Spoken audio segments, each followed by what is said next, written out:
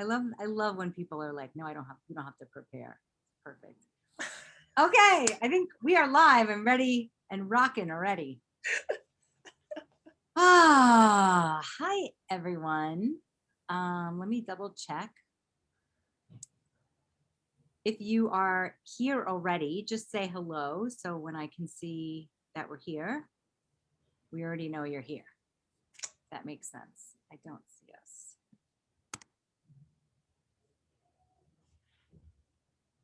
Should have this be easier already. Oh, okay, cool. We're here. Perfect. All right. I want to welcome special goddess Devi Maisha to this group, to this space. And once again, we just were like, what are we talking about? Just shit we love. Let's go. So this is like a behind the scenes, just like, let's talk good shit. I like it. I like it. Hello, everyone. Yay. And so the one thing that sticks out in my head, so I don't have to read your bio, is you help people take their sex lives higher.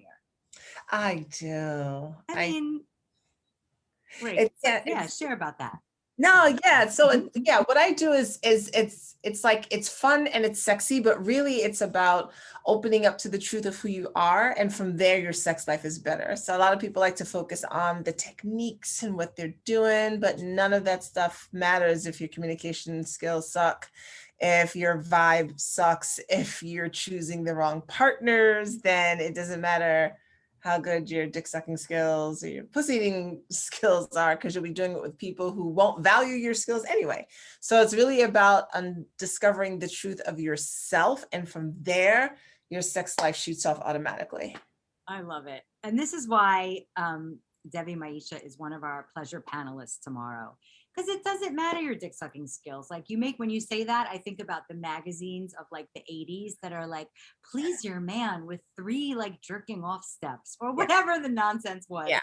But women were like, oh, we have to read this. This is what's going to save it, our relationship. Yes. And it's not. It's not, because the rest of it is still shitty. Great. So what got you into this? Because I'm really curious. Yeah, so the long story short, because it's literally my whole entire life, but what really got me here was a divorce, and just seeing all of my patterns just unravel, and it's like, oh, these are not good choices that I am making, and having children and saying I want them to make better choices, which means I got to do some of my own inner work. And I got back into my meditation and other things. And a couple saw me posting about something, invited me to come speak about sex at their retreat. And I was like, are you sure? Me? Like, I don't really post about that. They're like, no, yeah, we know you. I taught my first ever class in 2015. And that was like, oh my God, yes. This is why I was reading the Kama Sutra at 18. This is why I was looking at our bodies ourselves when I was in high school. This is why I was the person that people always came to ask questions about sex, even when I wasn't having sex, because I was always learning about sex. And I was like, I remember that person. Yes, I've been wanting to learn tantra, since I first found out about it in my early 20s. And so I was like, this is me. I am home. I can actually do this. And from there, it just kept growing and took off. Amazing. And the reason, I was like, you have to be on this panel is I just see you're constantly learning. And also you're so generous in what you share and what you give. And I love that, because that's how, the mechanics are, that's how we learn. Yeah. But everyone benefits. And I feel like that's good sex. So it is. Because so my thing was, I think the biggest thing that my marriage taught me was, and I didn't hear this phrase until I came back to New York, is that hurt people. And I really I believed that, and I still believe that if people can learn how to be in better relationships, and that also means better sex, then they'll be better people, and then they'll raise better people. And literally we could shift all the shit that's happening in the world, but it really starts with how people are relating with each other romantically. It's like, I have my baggage, you have your baggage, let's unpack it together, versus, no, I don't have any baggage. And it's like a cartoon where you think you got a small bag and somebody pulls out like a whopping trunk, and you're like, where the fuck is this coming from? So it's really, if just to get people to understand like their own traumas and their shit and their issues, so that when they connect with someone else, it's not from a place of pain. Then my thought was I could help someone else maybe not go through as much pain as I went through in my marriage. And so that's like my big motivator. Amazing. I love that. So what, and we'll talk more about this at the panel tomorrow, but what's been happening? Like what extra, what's the coolest thing you've been learning about sex and people relating during COVID time or this pandemic? Yeah. First of all, I've been learning that people will find ways to have sex anyway, with masks on and all kinds of other strange gear. I'm just Wow. I like, didn't even think of like people are gonna want to have the sex, and there's still been sex parties going on. I know friends who've still done things, but for myself, I think the biggest thing that I've learned is really watching people deal with being alone, and and how they've navigated ways of learning how to incorporate different parts of self-pleasure into their life. Right now, because COVID's still happening, like in New York City, like still happening, but right now I'm literally taking a tantra course that at the end of it, I pass. I'll be a certified sexologist, and really what I'm learning about is more about being trauma informed, and I'm learning about these really cool ways that we can make the body more orgasmic that I did not know before. So that's really exciting to me right now. I love, this might sound sick, but I love when trauma is a part of sex, when the knowledge of trauma is a part of sex. Otherwise, to me, it's like porn. It's like performing and, Yes. not really connecting with me. Like, how do I look, a lot of posturing and stuff. Yes. And so the messiness and all of that. Yes. What would you say? Like, welcome everybody who's watching and jumping on. A lot of people were excited about this. What would you say? Like, so everybody's home, everyone's working with themselves in whatever way. And I think when you take something away from people, they want it more. So, what about the newbies or people who are like, I want to know what Tantra is and I want to practice right now? Like, yeah, what do you say to those people? So yeah, I get that question a lot. Actually, people are like, where do I Oh, cool. start? And so I actually tell them there's this book by Barbara Carrellis called Oh, Urban great. Tantra. And that's the book I always recommend to everyone, just because the way she wrote it was so simplistic. Like it's not simple, but she broke it down. Like I've read Tantra books that explain it from the Hindu lineage, and it's like it feels like heavy academic reading. But she makes it really simple and plain. There's stuff that you can do no matter who you are, and what you like. And there's like a way for everybody. And it's it is one of still my favorite books to go back and kind of take a look at it. And I still learn things from it. So I say start there. I want to say it would be, I'm a business maniac. If you gave away your secret list of books, like your book recommendations, that's worth a mint. Like I've often looked at your posts. I'm like, she's reading that. I got to read that. Like the White Tigress, like a bunch of books that I bought. So I just, it's really nice. And I think everybody follow Devi Maisha. Mostly I see you doing most stuff on Instagram and Yeah. Clubhouse. You're really generous because get in the world of it, like get in the world of sex magic and tantra and all these things and just start to see where you're gravitating to. And I love that the practical piece that you brought in, because sometimes I'm like, I want to learn something from the beginning, but if it's heavy academic reading, I was watching this movie earlier.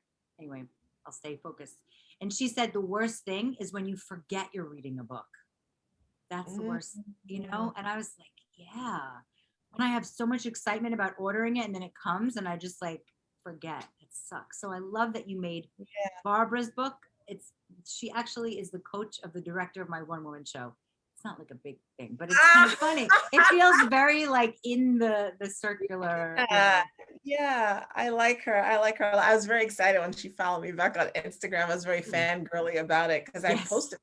I do post my books often because people do ask, and I've got a lot of books. I'm a book whore. And so, I do post them because people always ask me, do you have a book recommendation? So every Friday I've decided I'm going to post a book recommendation. Great. That's great. Yeah. It's really smart. You like weed out the shit books and the good ones. Amazing. So I like what's I don't know. I mean, I love talking about sex magic, and sometimes it just feels thrown out of left field, but fuck it. Like it's kind of late night. So yeah, anything, yeah, whatever you want to share about sex magic and doing it alone, doing it with partners, using Zoom. I don't know. Yeah, I know. So I'll talk about it some, but not too much. Otherwise, I won't have anything to discuss tomorrow night. Right, exactly. Let's just sprinkle some little fairy dust. Yeah, exactly. So sex magic is a wonderful way to not only enhance your sex life, it's not as woo-woo as people think. There actually is the science behind it. And it is a way to create the life that you desire using your orgasmic pleasure. So it's like there's a way to do it. I like the word magic just because it sounds really cool, but it's actually a lot deeper than that. And I have actually used sex magic practices in my own life to shift myself from literally being on, and I'll just talk about like the money piece because everybody gravitates toward the money, but you can use it for everything, right? But I have used this to shift who I am inside, to increase my business, to take myself from literally poverty into making a lot more than that. And so I used all this just like, with some clitoral stroking and some other stuff. But yeah, that's like the very basic basis of sex magic. It shifts your life. Great. I love that. And I love that because it brings forth what you've been talking about, which is the depth. It's Yes. not like, okay, do this sideshow Bob trick or like a circus trick. It's like, listen, people, it's uncomfortable. Some shit comes up when you get really focused and clear and use the energy. And that's, I think everyone in this group has depth to them. People who show up, no, I'm not bringing any clowns at the table. No, Yeah. So, it is deep. I love it, but it's and that's the thing that I always want to get across to people is that, like, I think sex is amazing. I think one night stands are amazing. I think 35-year marriages are amazing, and everything in between is amazing. I am an open relating person. If I say polyamorous, people seem to get crazy in the head, like trying to figure out what that means. So it's like, yeah. I'm open relating. So right now, the person that I'm seeing, it's just the two of us interacting physically, but he has a partner elsewhere and I have other people as well, and we don't put any boundaries on the relationship and or who we can see and relate to and how we can relate to them, right? So it's open relating. And the reason why that's so appealing to me is that I do believe that these types of connections, whether they be physical or emotional, well, they're always emotional, but physical as well, can literally heal people. Like, sex can heal. It can heal in a one night stand. It can heal in a marriage. People are always like, don't have a one night stand. I'm like, you know what? If you come at it with intention and with purpose, and your energy and your vibe is good, and their energy and their vibe is good, you can walk away from that experience like, thank you. That was amazing. That was awesome. It doesn't have to be all this extra fanfare, but I believe that all sex can be healing if people come at it with like the right mindset. I love that. I love that because you don't have like a specific dharma you're trying to push. I love that. I Yeah. know. It's really, and someone asked me once, like a woman came to me and she was like, how can I be sensual like you? And I said, you can't, because I'm me and you're you, right? And so I want to help you be sensual like you. So what I do when I do my work is, it's not do these things be like me, do these things be like this. It's like, who do you want to be and what's preventing you from being that? Let's get to that person, because that person is going to have some fucking amazing sex, right? It's going to be your monogamous sex. It's going to be your polyamorous sex. It's going to be your, you don't know what the hell you're doing sex, but it's your sex. And I just want to uncover who that person is so you can live in your most authentic life. It doesn't need to look like mine. I love that. Yeah. I love that it also feels so aligned. Like, creating your own life can be spoken about from so many different points of view. Mhm. Yeah. And when it's just nice to come from it, from a desire, whatever the desire is, and then create from there. It's so amazing. Yeah. So let's see. We have some cool people here. If anybody has anything they want to ask or share, people are quoting you. And okay, Oh, Dave showed up. Great. I love sex magic. Yay. So a lot of cool things. Yeah, that's my new thing I say now. It's like I like to support people in living orgasmically from their soul's desires. It's beautiful. That's beautiful. And Yeah. there's so many layers. It's like most people don't even know their desires. So once you Right. get to that point, it's like a big deal. It is. It is. It's like it's a lot of fun to unravel it. It's like the slow way of unraveling a gift on Christmas. And then you open the box and it's like there's you inside. What the fuck? Yes. Best gift ever. It's a beautiful visual. Amazing. Okay, we have Kulia says she loves the term open relating. It won't Yes. let me look at all the comments. Oh, what is your IG username? Oh, sensual energy alchemy. Yes, good question. And sensual like you. I like that. Yes, like sensual, like you're a sensual human being. I know because when I say it sounds like sexual energy alchemy. No, Instagram probably wouldn't even allow that now anyway, but I like know. sensual, like your five senses, sensual energy alchemy. Amazing. And what would you say is the biggest shift that you've seen or like what's possible? What's not? The biggest shift that I've seen, like in myself.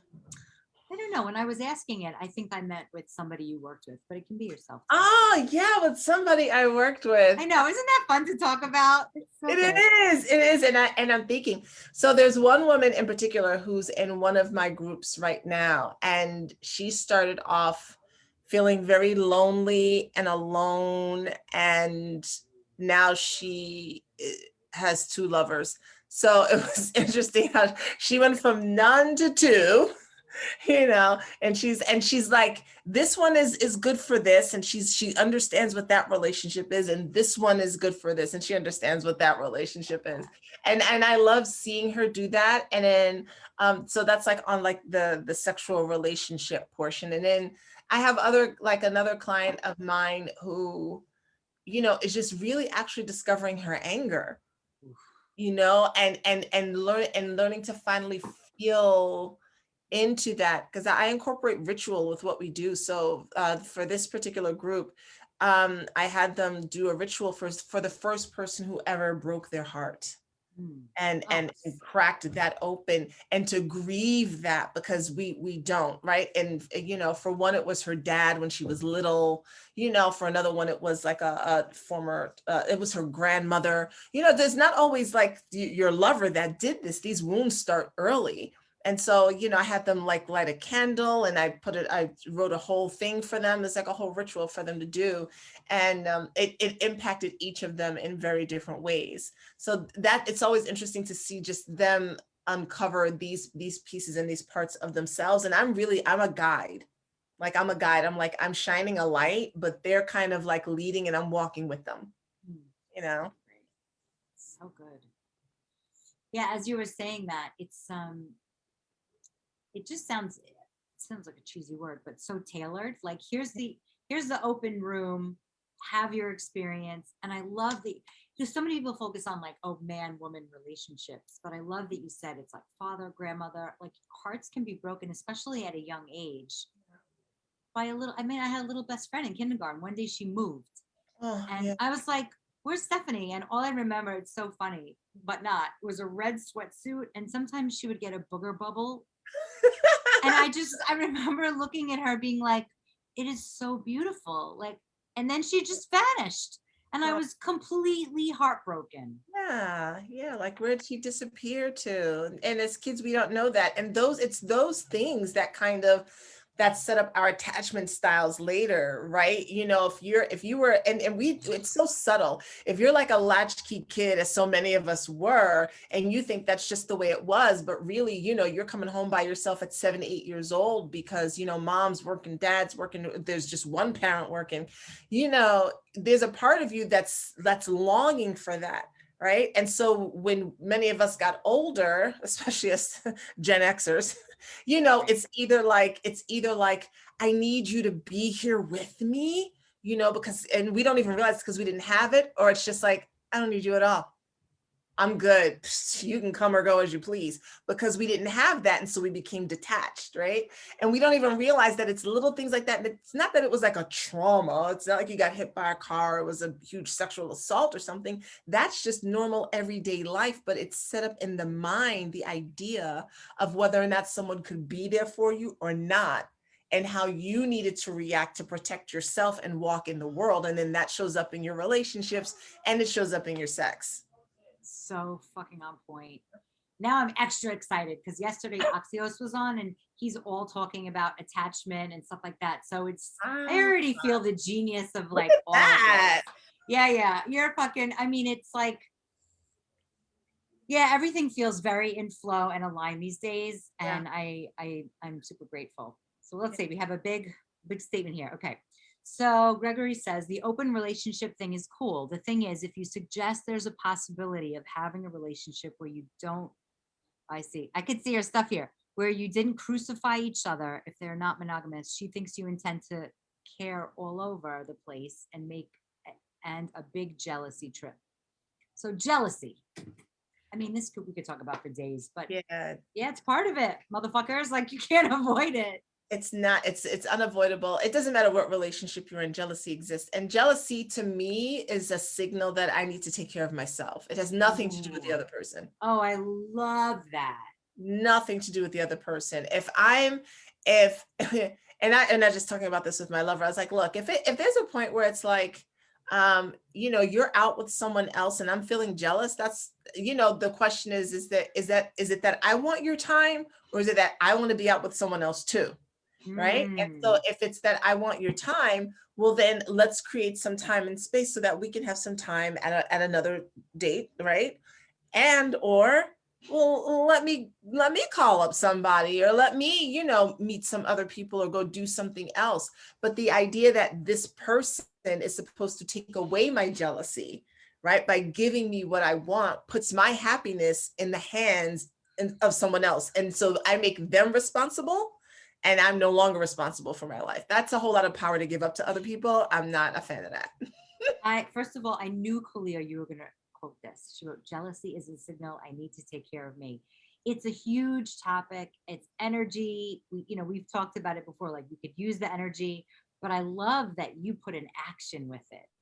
Yes, absolutely. And that's what, that's one of the things when people ask me about that I tell them, but it works for any relationship, just the two of you, it still works there. If you're feeling jealous about something, check in with yourself, right? Because it's a signal for yourself that you are missing something, that there's an insecurity, that there's a conversation that needs to be had, but it is not someone else's responsibility to make you feel secure to that extent. It's absolutely not. Oh, from Yeah. your mouth to my 16-year-old version of Shane's ears, like I'm like, yes, remember that. But it's, because it still gets kicked up. But I love that there's like, okay, yeah, I love that. I'm gonna write in my journal about that tonight. That is so powerful. Because it's nice to clean it up, look at it, investigate, and then come to the person versus like, fix my shit. I'm jealous. Come to my Right. side. Because Right. that creates an energy of some codependent shit.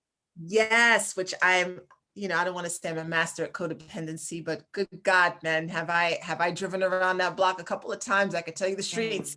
Same. And so now I've like went the opposite way completely, where I'm like, I'm in a tower, nobody's allowed in, because I think yeah, that's a. Yeah. I lived there too for a while. As in fact, I'm coming out of that space. So there's been a lot of unraveling for me personally, because I'm coming out of the tower. Like, is it safe?